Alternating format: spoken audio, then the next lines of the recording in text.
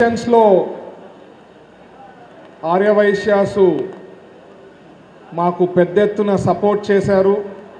దాదాపు 95% వారు ఓటు వేసిన వాళ్ళు 95% మన తెలుగుదేశం పార్టీ ఎన్డీఏ ప్రభుత్వంకి ఓటు వేయడం జరిగిందని చెప్పారు.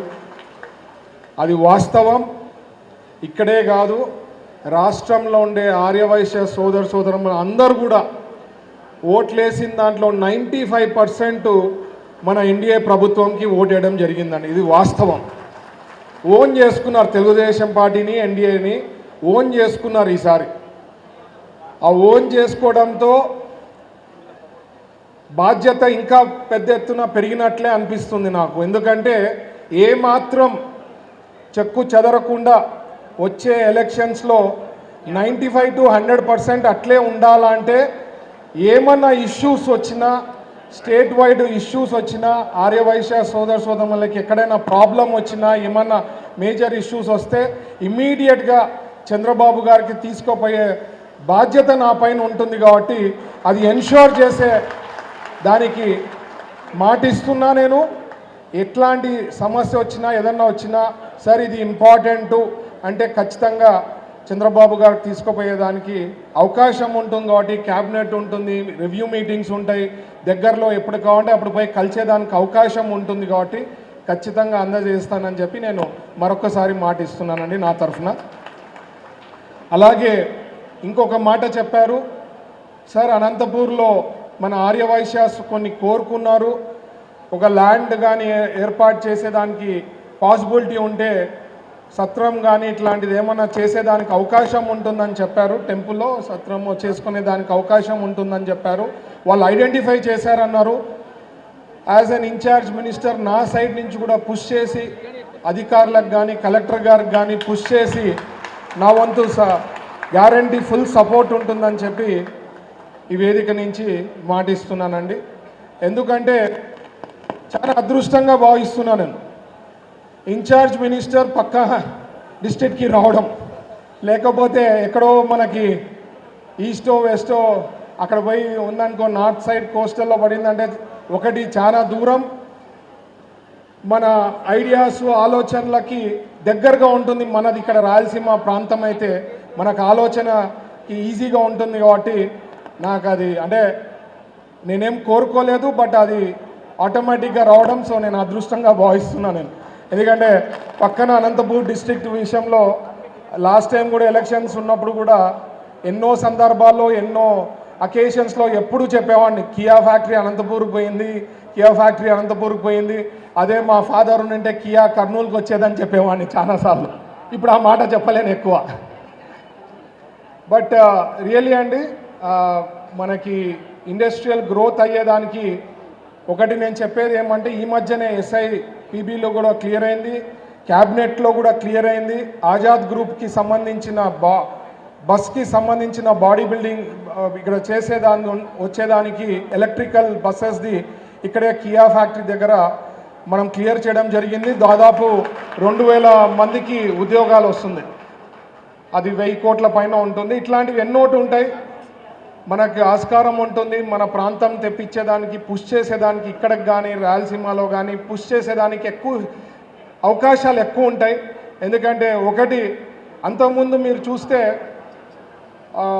పాత రాజకీయాల్లో ఏముండేదంటే డైరెక్ట్గా రిలేటెడ్ ఉండే వాళ్ళకి ఆ పోర్ట్ఫోలియో ఇచ్చేవాళ్ళు కాదనమాట.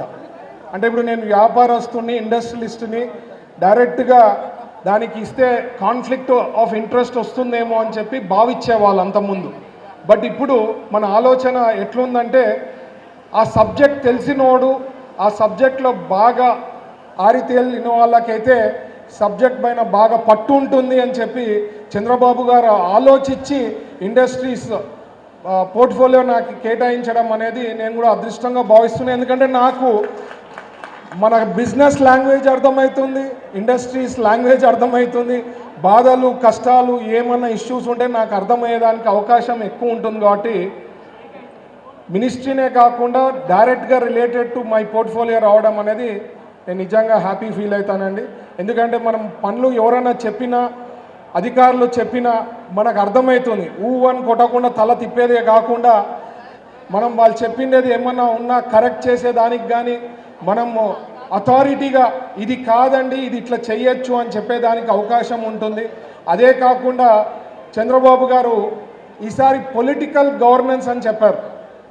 ఎన్నో సందర్భాలు ఎన్నోసార్లు చెప్పారు. మీకు చాలామందికి తెలియకపోవచ్చు. పొలిటికల్ గవర్నెన్స్ అంటే ఎవరైతే ఎమ్మెల్యేస్ అనుకోండి, వాళ్ళు చెప్పేదానికి మినిస్టర్లు అనుకోండి, పర్సనల్ గురించి కాదు, చెప్పి చేపించాలా, అది వాళ్ళు మాట వినాలా అనే గవర్నెన్స్ మన చంద్రబాబు గారు ఎన్నో సందర్భాల్లో చెప్పారు. ఎందుకంటే ప్రతిసారి అందరూ అనుకుంటుంటారు పొలిటికల్ గవర్నెన్స్ అంటే ఏమి అని చెప్పి. దానికి రీజన్ అది చాలా ముఖ్యం అది. ఎందుకంటే ఎన్నోసార్లు ఎన్నో ఎగ్జాంపుల్స్ మీరు వినింటారు.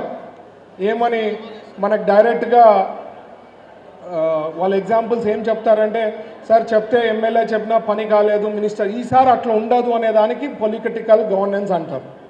అలాగే మన సత్యకుమార్ యాదవ్ గారు మినిస్టర్ గారు చాలా అనుభవం ఉంది సార్కి. ఓఎస్డీగా వెంకయ్య నాయుడు గారి దగ్గర ఎన్నో ఏళ్ళు పనిచేశారు.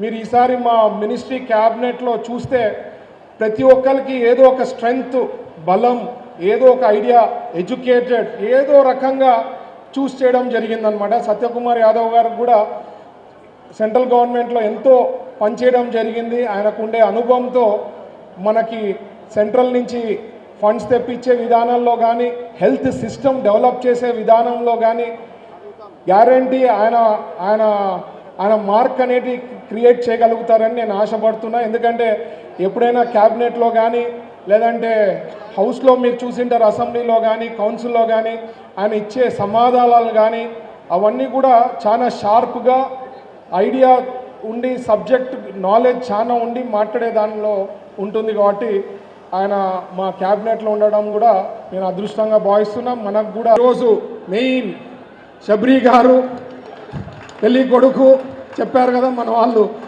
సో ఇంత గ్రాండ్ వెల్కమ్ నేను ఎప్పుడు అంటే చూడలేదు, నాకు చెయ్యలేదు ఎప్పుడు కూడా ఎవరు.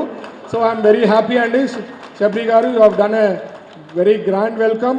మీరు ఏదైతే పదవులు తీసుకున్నారో ఈరోజు దీంట్లో ఇదే స్ఫూర్తితో వర్క్ చేయాలా, డెవలప్ చేయాలా, ఆర్యవైశ్య యూత్ని డెవలప్ చేసే విధానాలు ఏమున్నాయి, ఏం శక్తికి